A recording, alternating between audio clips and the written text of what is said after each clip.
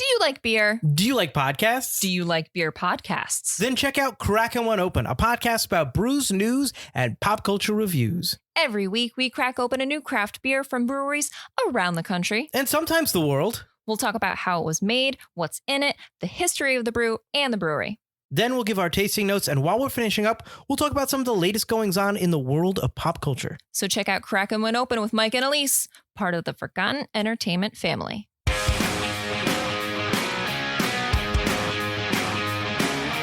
Hello, and welcome to Recent Activity, your new favorite entertainment review podcast that attempts to cover every film, every show, all at once. I am your co-host, Andrew Morgan. With me, as always, are two men who just got back from the cocaine bear exhibit at the local zoo, Shane Beauregard. Wouldn't that be great if that was an actual thing? Because I would so be there. It needs to be. It really does. Yes, it does. People already hate zoos for, possible animal abuse or just keeping them in cages. Give them cocaine. That's what we're here to advocate, right, Chef Chris? Just trying to have a good old time.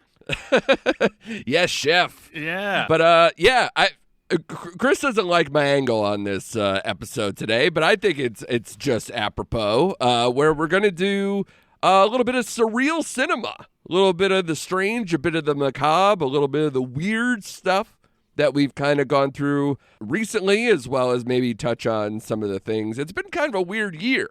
That's why I like to, kind of look back at it. We asked a Twitter kind of question about that, what people have seen that they thought was real strange, and I think they're kind of lined up with us pretty well. And obviously, we saw the Cocaine Bear trailer, which now just seems like, I feel like we're going to get a couple of these movies a year because it felt really at home being a trailer while watching Violent Night, which we're going to review on this episode as well as covering the menu and maybe a few other weirdo stuff that we've caught in the last few weeks. Because, man, it's been an interesting few weeks outside of like Christmas movies and just like the Oscar fair stuff. But then it's like, oh, by the way, here's like a cannibal love story or a rock star chef, on a remote island or whatever. But Chris, you felt that maybe that wasn't that these movies maybe didn't line up for that. I was wondering where your through line was, and I didn't hate the idea because I roll with the punches. Whatever you want to talk about, I'm here for it. And I'm throwing the punches, kid. Just listen, convalesce a little bit longer before you start throwing those hams. Flights of stairs are bad right now. Yeah. But yeah, when you presented it on Twitter, I was like, what? Wait a minute. That took a turn in my mind. I was just like, wait a minute. How are these weird? What's so weird about the menu and what's so weird about Violent Night? It's how we picture our Santa. Yeah. What did I say to you where I'm like, yeah, so Santa slaughtering people with a sledgehammer or, dudes, committing suicide as like food performance art. That's just like a regular Tuesday at IHOP, right? Yeah, exactly. It's on the children's menu. That's why you're not seeing it, Yeah, it's like dinosaur nuggets, short stack, Yep. and the chef comes out and kills himself. Yeah, that's it. All right. How about you, Shane? Has it been a little... You feel like it's kind of a weird year, or are you just rewatching Top Gun Maverick every day and you just keeping grounded? Yeah, I'm kind of rewatching Top Gun Maverick, keeping it grounded. It's been a little bit of a weird year, but as far as weird cinema goes, this is probably the weirdest, I guess, like you put it, 1-2 punch I've seen all year. I was trying to go through back my my recent activity log or Letterboxd, and I couldn't really find any really outlandish, weird movies this year outside of maybe old people. I was going to say that was definitely something that came up in my head where, like, especially horror kind of dips this way. So it's almost cheating to say like weird horror because there's like, I watched Glorious where it's like a demigod in a glory hole in a, truck stop, rest stop bathroom or whatever doing H.P. Lovecraft shit. That's pretty cool. And when we put out the question to people on Twitter, what like weird movies they watched this year, that was one of the ones that got brought. In fact, Shudder, as kind of like a whole, there was like 4, 5, 6 ones because that's what they deal in, right? That's like their deal. But at the same time, even the elite movies like quote unquote of the year, like Everything Everywhere All at Once is a bananas movie. Hot dog fingers, you know, the constant, you know, metaversing or whatever, like just that whole experience was pretty batshit. Yeah, that's true. That's true. I forgot about that. And some people answered Men.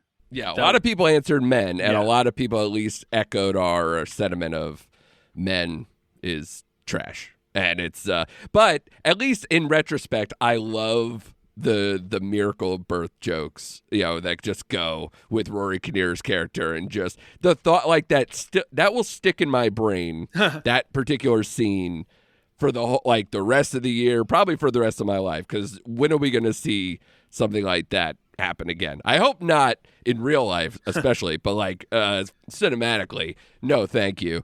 The wonders of science. Yes. And of course, we actually covered, you know, Weird Al, you know, the weird biopic that wasn't a biopic. So that's something. Of course, a lot of people said Morbius. I still have not seen Morbius because it was just so bad to people that I was just like, it's so hard to just like say, I'm going to, you know, for 100 minutes, whatever it is, just hate myself. Is it Morbin time, guys? No, it was just okay. It wasn't weird or terrible. It was okay. Agreed. Okay. Yeah. I agree with Shane. It was a movie. Yeah. There's that that I guess a screenshot of that letterboxed review of it where you know it's certainly a movie, and then they go into how bland it was, and I was like, that's true to form. Yeah. It's funny and correct. Right. Yeah. See, that's what I don't know. I just don't. Once I know a movie is like universally like just beaten down, it's so hard for me to go, oh yeah, let me just make sure that everybody's right. Oh yeah. You know, it's so hard to be like, let me just go waste my time. Meanwhile, I, you know, tried watching Troll this afternoon. So, you know, I have no taste. I'm not saying I have taste, but I'm just saying like, hey, might as well give that a shot because I haven't heard anyone tell me it's terrible yet. So, which spoiler alert, it's very meh. It's very weird. This is on Netflix, if anyone doesn't know what I'm talking about, where basically they turned a Norwegian rock, you know, mountain troll into like Godzilla for Norway, and, you know, tried to do it with, you know, a paleontologist working on the project and other people, and just said, you know, hey, you got to believe in these fables because apparently they're true because we got, you know, drone footage of trolls going around stomping things out. So, yeah, if you want to watch something dumb and harmless in 100 minutes, knock yourself out on Netflix. It won't be on my top 10 Netflix movies of the year. Let's put it that way. Yeah, you're welcome. You're welcome. Pause it right now because I'm going to go watch it. You got it, man. We'll see you when you get back. I would also say Duel with Karen Gillan and Aaron Paul. That got brought up a bunch too. Did you guys ever check that out? That was on like the AMC Plus app after it did like a short run in theaters. It was also, I think it premiered at Sundance. I caught this. I you know, when I did my free trial or whatever, and I was really looking forward to it. So I was a little disappointed, but it's such an interesting concept of like a person dying in real life. You basically have this program where you make a clone of yourself that takes over for you after you die to make it easier on your family to kind of, you know, keep living on with you, a facsimile of you around. And she got better. She never died. And then she had to prepare to fight her clone to the death to see who lives on as her life, which is an incredibly amazing concept, which is why I was so jazzed for it. But this is slow, lo-fi, low creep movie. But I will say Aaron Paul is amazing in this as like her trainer. It's like insanity. But I did end up enjoying myself, but it was just, I thought with a concept like that, like how can you go wrong?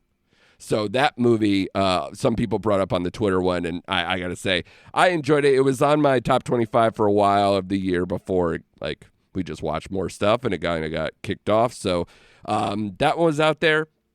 And before we get to, like, the two main reviews, I also just want to shout out for myself, I Love My Dad. I watched this for 99 cents. They had, like, a deal on Amazon Prime one day. I've been looking forward to it because, again, strong concept, and a person I love in Patton Oswalt. It's a very dark comedy about a hopelessly estranged father who catfishes his son in an attempt to reconnect. Have you guys seen the trailer or anything with that? I did see the trailer, but it was one of those things I wrote down and I kind of forgot about, and it just got overlooked, and I do want to go back and see it. Yeah. Yeah, I So wasn't basically sure it's like, where it was playing, so I was like, all right, I'll see it when it's advertised. Yeah, I rented it. I just waited until it was on VOD, and this was such an interesting concept, and again, darkly funny, but you're watching it and it's like, this cannot end well. I don't know where this is going to go, and it gets very dark at times because you're playing with someone who has mental illness, and catfishing with that person, and obviously this estranged father and son relationship, and the catfishing stuff gets way out of control. And that's probably like the bigger, funnier parts with Patton Oswalt and his son in the movie. But good Lord, this movie, I thought if it landed the plane a little bit better, it might be something that's stuck in my top 25 of the year or something. But it's just outside of that. I was interested. Apparently, it was inspired by a true story, which is insane to me. But good on them. I thought it's a good execution for like not a very well known filmmaker. Yeah, essentially like first major feature for this guy James Morosini. So good on him. Hopefully he gets another shot at something coming up soon. He's an actor turned director type, and I really liked Patton Oswalt in this. I also really liked Rachel Dratch. I really liked her as the Patton Oswalt's girlfriend in the movie, because she helps him out when the catfishing kind of goes awry and then it gets really out of control on top of that. So she's really funny in it. She's kind of a dirtbag, over sexual, midlife girlfriend for Patton Oswalt in the movie. So again, I can recommend it. I Love My Dad is a cool short movie that takes a lot of risks. Gets very weird. So, if you like that kind of thing, check that out as well.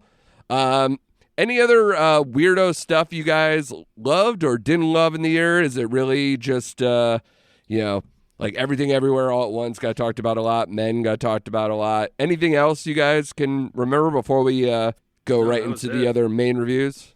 Men is as weird as I think I got. Yeah. All right, so we'll just get right into it. We'll start with the menu because that seems to be it's one of our favorites. Anya Taylor-Joy, who just keeps working and working and working. I liked her quite a bit in this. This is directed by Mark Mylod. Him and screenwriter Will Tracy are the director-writer team for a lot of the Succession episodes, and this is kind of them taking on the project. I believe they took it over from Alexander Payne, who did like Election and About Schmidt and a lot of those movies, more of an indie guy that I didn't know he was attached to before all this. Will Tracy came up with the idea of this story, which is about a young couple who travels to a remote island to eat at an exclusive restaurant where the chef has prepared a lavish menu with some shocking surprises. He came up with this because he took a boat ride to a fancy restaurant on a nearby private island in Norway. And when he realized like they were basically stuck or trapped on this island until the meal was done, he was like, oh shit, this could get really out of control. And just came up with this, whole thing. The menu premiered at Toronto International Film Festival and also made its U.S. premiere at Fantastic Fest. It did have a wide release. In fact, the widest release from Searchlight in their history. This is, like I said, Anya Taylor-Joy as Margot. Ralph Fiennes plays the all-star chef here, Chef Slowick. And Nicholas Hoult is Tyler, who brings Margot to the party. I will say, and I hope you guys appreciate this, after I saw the movie, I immediately went out and bought a double cheeseburger and ate the shit out of it. So I hope you actually appreciate that, because I really did that. I was so hungry, and I watched this movie, and I still went out and got a double cheeseburger. So I hope, if anything stuck with me, it was, goddamn, that double cheeseburger at the end looked really, really good.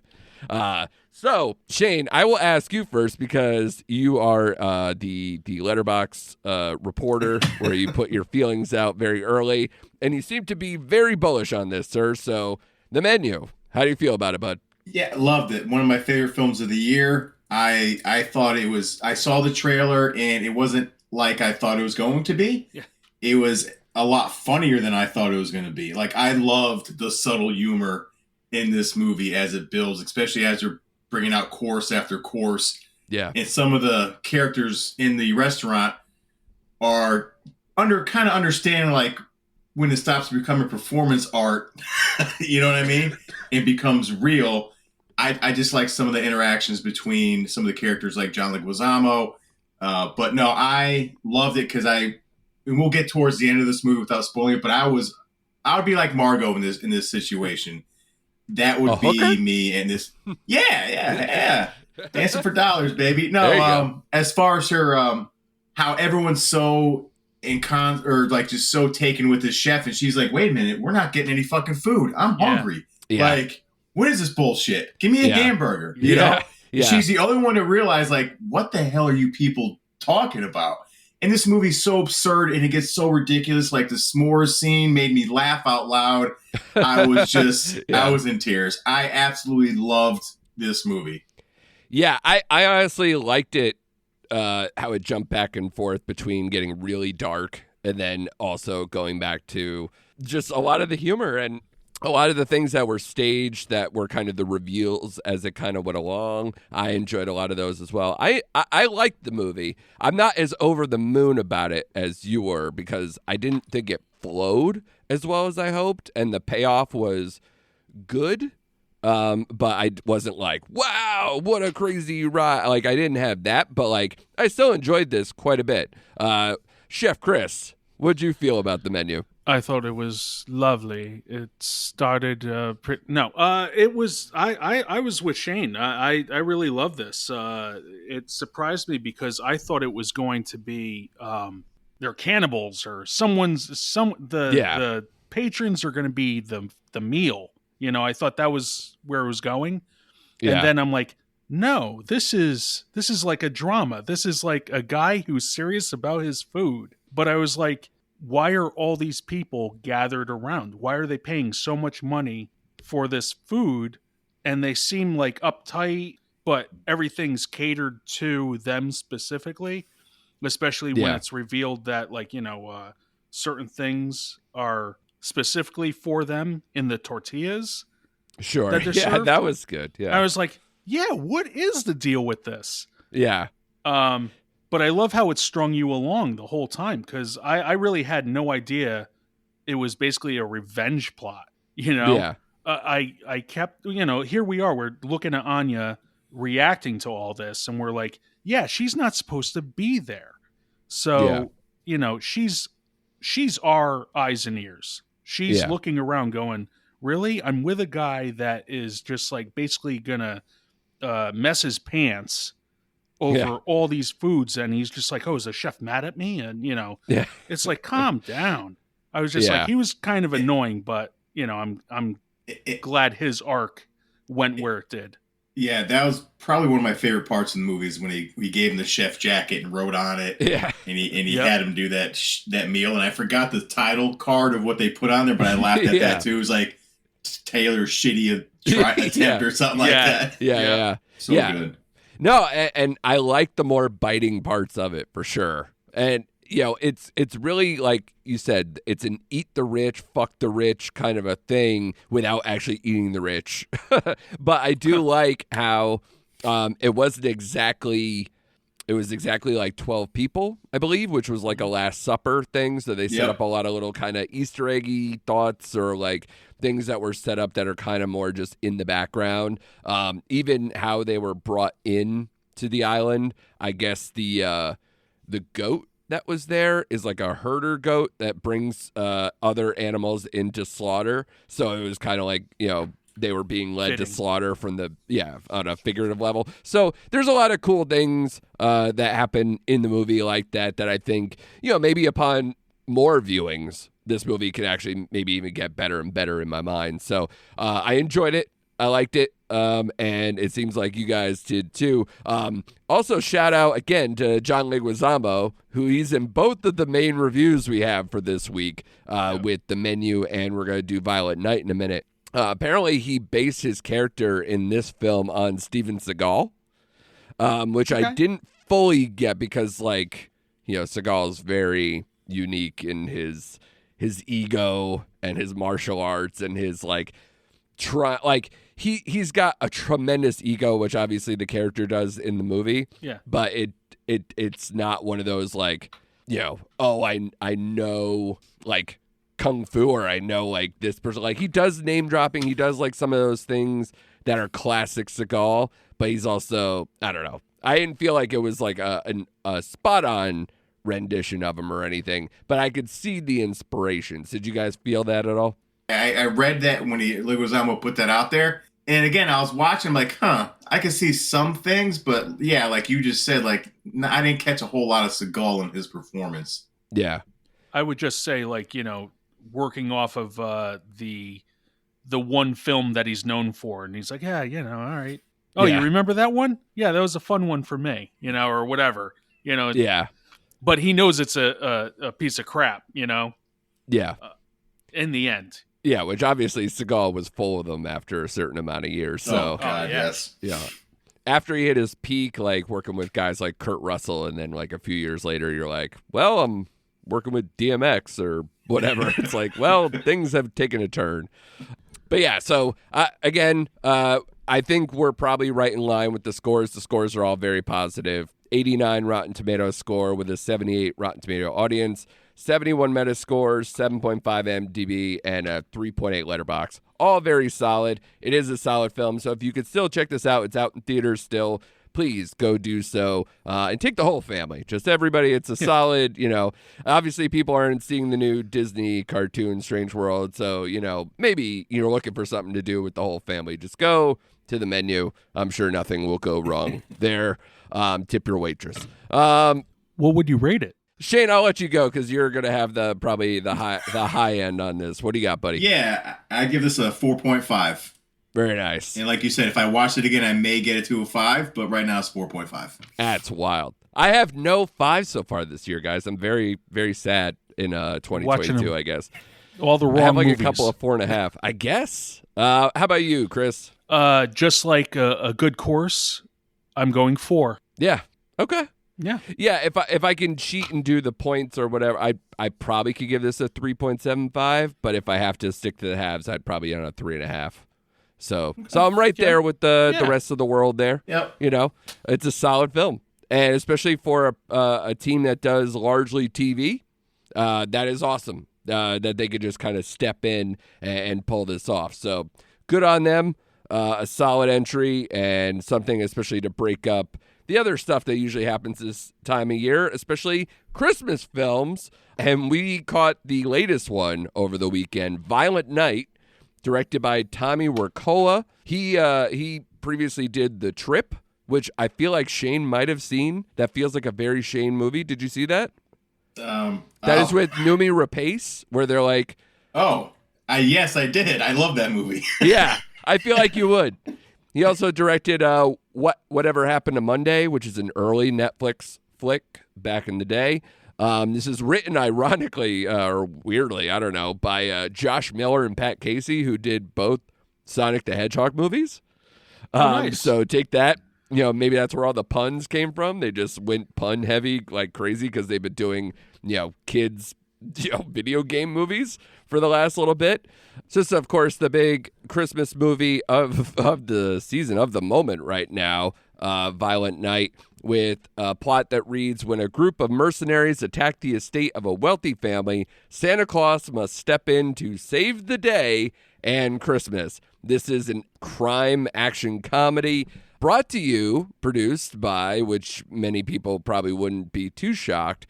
Did you guys know that it was produced by David Leitch, who the Deadpool, Bullet Train, Hobbs and Shaw guy? Yeah, I did. So I felt that was very apropos. I could see that person bringing it in on that one. This premiered at New York Comic Con back in October. I saw this a couple of days ago, and I don't know if you guys had this experience too. People cheered at the end of this movie when I've seen a bunch of Oscar films lately, and not a lot of people did. So it's interesting what people are into. It did well at the box office. I think it did like $12 million over the weekend, which is like Knives Out 2 money, which is pretty crazy. And I don't know if it's super wide, but it's doing well. And like we said, this is a John Leguizamo moment. He is the head of the villain crew in this movie. But of course, the star of Violent Night is Santa Claus himself, played by David Harbour of Stranger Things and Hellboy and anything else you love. This huge hunk of man meat that is in this movie. All right, fellas, we'll start with Chris this time. What'd you feel, buddy? Now that we're past Thanksgiving, you can stop being mad at me that we covered Christmas movies. Yeah. Did you fully embrace the mayhem that was Violent Night? I did. It just further proves that Die Hard is a Christmas movie because it felt like Die Hard in Christmas time. I don't know. But somehow they connect. Yeah. It definitely has a lot of similarities with certain traditional holiday films that go on around now. They bring up the Home Alone thing. They have like a whole super violent Home Alone sequence that goes on. I brought up to Shane earlier the whole like, I haven't seen Fat Man. Is this sort of close to the Fat Man thing? And you were saying, yeah, kind of, but not really. So what were your thoughts on that? Yeah, they very similar types because they're different types of Santa Clauses, and they give them a little bit of different background to them.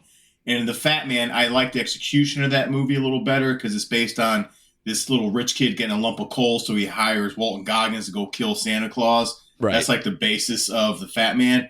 But I like David Harbour's take on Santa more than I like Mel Gibson's take. But they both were Saint Nick, and I did like both movies, so I would recommend both movies. But this one had more. I enjoyed the kills, and we'll get into it more. The action scenes were a lot better in this film than they were the Fat Man. Fat Man was like a more down to earth. More, you could tell it didn't have the production value in it, or didn't have the money flowing into it like this movie did.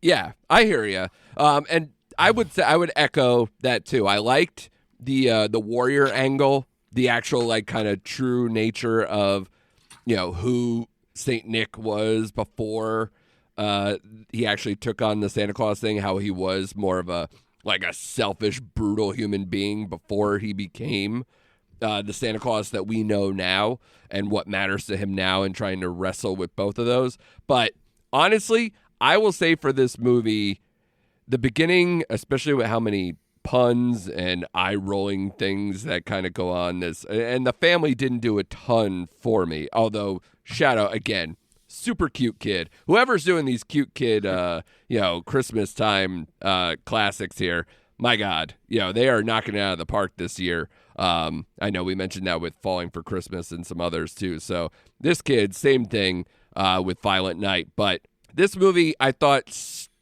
started in earnest for me once he got the sledgehammer.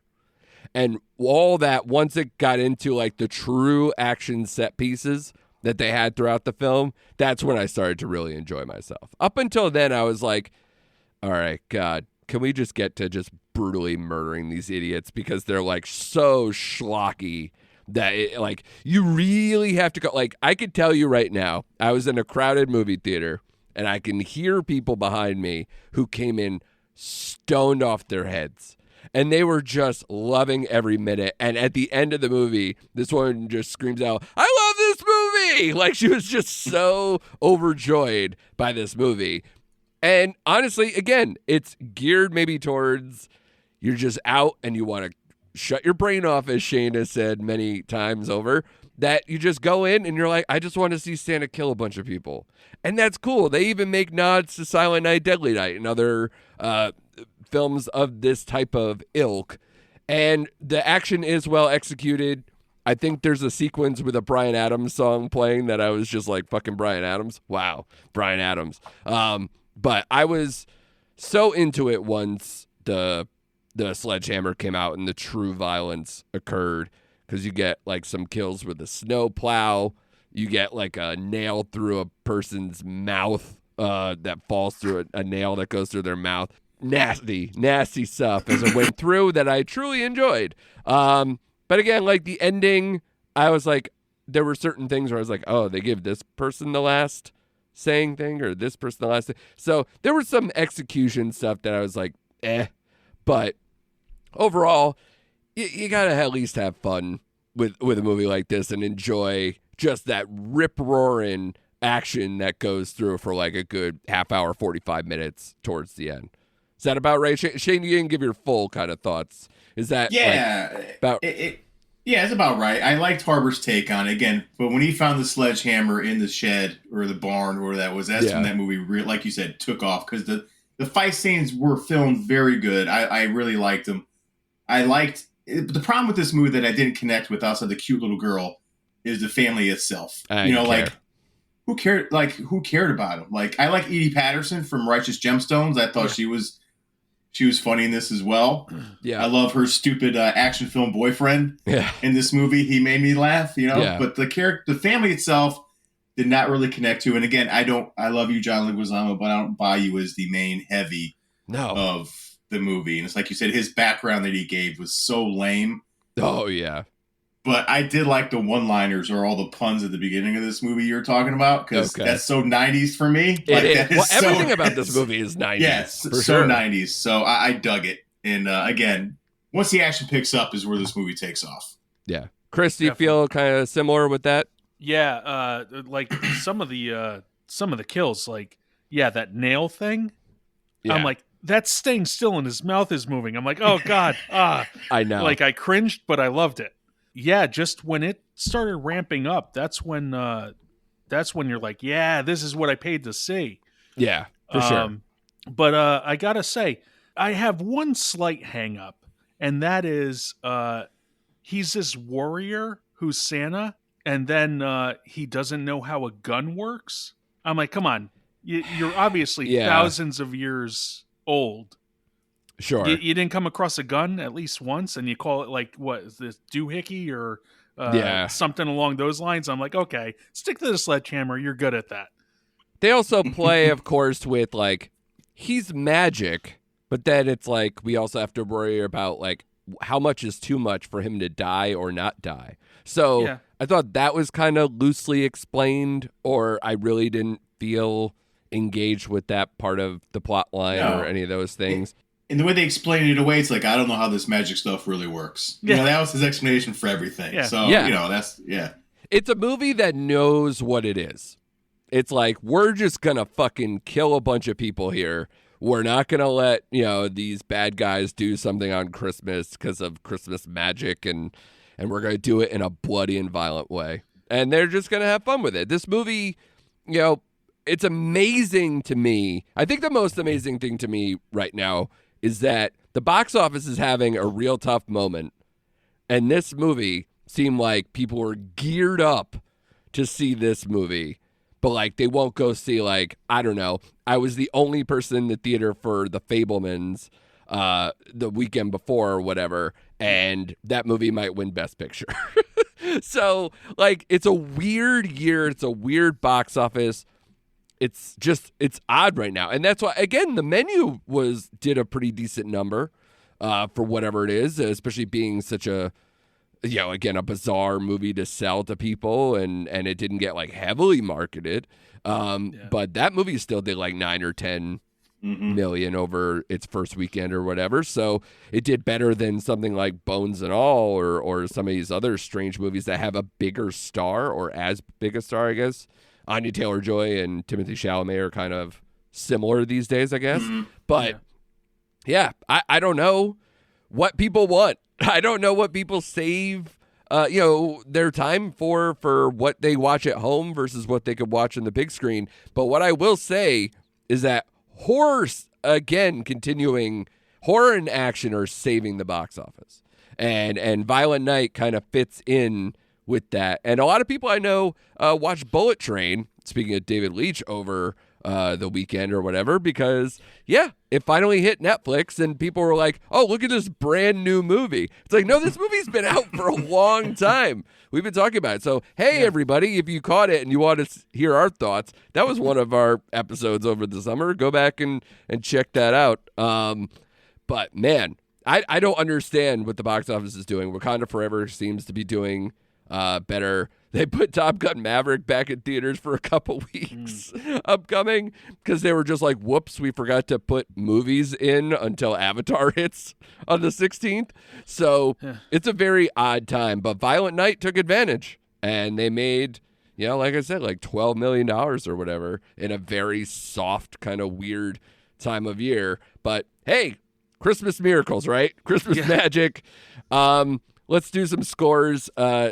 Chef Chris, how do you feel about Violent Night?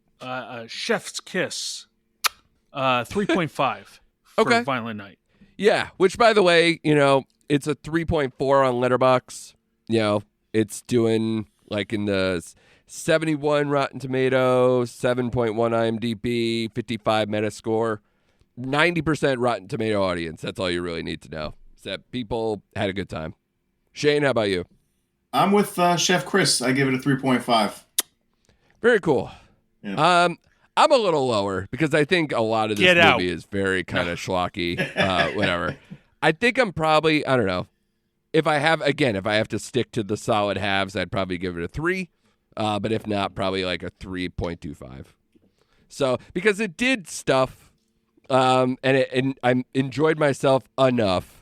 But the movie, a lot of it has a lot of eye roll. And like you said, a lot of 90s in a bad way for a good stretch. Watch your mouth. Right? I don't get it. Yeah. How about John Leguizamo? Is that 90s in a bad way enough for you? He wasn't playing Luigi, was he? He was not Seagal in this one either. So, yeah. But again, we're all kind of similar. I think that all works out. And again, people enjoyed it. So as far as Christmas movies, you're always going to have a curve probably on the upswing because you're like, this is what I want this time of year. If this movie doesn't have the Santa Claus angle, this is just a boring action movie where you're just kind of like waiting for it. So, but they knew what they were doing. They had the winking thing going on the whole time and they pulled it off. Cool for David Harbour. Something to do between Stranger Things seasons because Lord knows. The new one, I think, is not shooting until May, I think I heard. So Stranger Things still, we probably have another year and a half or something before we get more of that. So keep plugging away there, David Harbour. We love you. Anything else, guys? Anything else you want to kind of go over or anything you guys are looking forward to? Have you subscribed to the Burt Locker online? Is that something you guys did? The what locker? The Burt Locker, that annoying kid in Violent Night, that movie we just talked about, the kid who was doing like all the like updates, the yo fucking check-ins. Yeah. Come on. That was pretty sorry. damn good. Yeah, I blocked him out because he was annoying and I was just like, forget it. He was super annoying. Yeah, I hated him until the end. But anything you guys are looking forward to? Have you softened on Avatar 2 stances, or are we just going to skip that? What's going on, guys? That's a big negative. I have zero interest. In fact, you'd have to pay me, James Cameron, to go see Avatar 2. So, honestly, I think I'll take this time to go maybe backtrack and see some movies that have been out for a little while, like Bones and All, if I could catch it the one time it freaking shows here during the day. But down the line, Babylon comes out in a couple weeks. I'm looking forward to that. And just kind of trying to play catch up. That's my goal. Yeah. Chris, how about you? Yeah, I really don't care what Avatar brings to the table. I don't care how many sequels are coming to the theater. You know what? I look forward to it coming to the theater because I want to stop talking about it. I want it to be out because he's been talking this up since he announced he was doing several sequels. Yeah. And I'm just sick of hearing him defending his idea of what a movie-going experience is. I miss the old James Cameron, the innovator of filmmaking, not the innovator of how films are made. Yeah. You know what I mean? Like, just he had a vision back in the day, and now he's all about the equipment, what the Yep. equipment does, how he can get people in seats. And you know what? Avatar 2 will be a flash in the pan. It's going to have like maybe a few weeks of number one, and then people are just going to peter off saying it's Fern Gully 2.5. Exactly. And the only thing that's going to probably save them too is that for a while, a lot of American movies haven't been playing in China, and I think this one will. So you'll probably see some like high crazy number that it'll do, especially in those first few weeks or whatever. But we'll see. You know, I'm like, I just don't care. But I feel like don't do it. Just like last time, I I didn't see the first Avatar for like a couple weeks too, because people were just like, oh, but you gotta see it in 3D, you gotta see the whole thing or whatever. And I did. It was fine. I haven't had a second thought about, you know, like you said, Fern Gully in space in a long time. And I've never revisited it. I've never watched it. It doesn't register in my brain. I only remember the name Na'vi because it's like a punchline to me that I like to bring up, or people have brought up on other podcasts. So that's about it as far as it is for Avatar. For everybody else, my side hustle, what's on Netflix, go check out my review of Glass Onion and Knives Out Mystery. That's the last one I did for them during Thanksgiving week. I was lucky enough to see it in theaters. I hope people were able to as well, because they did well for the limited amount of screens. They also did like $12 million that first weekend or whatever. And for a Netflix movie, that's like, I think like 6 or 7 times what like Red Notice did. And Red Notice, I think, did the most of any movie for Netflix that they put out in theaters. So it's a wild number, and good on them. And by the way, I kind of called it.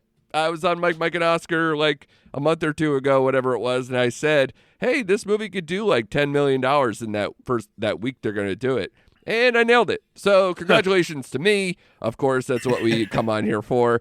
But I'm with you guys. We probably have like a lot of like catch up to do between either stuff we missed along the way, Oscar films, things like that. So because I did see The Fabelmans.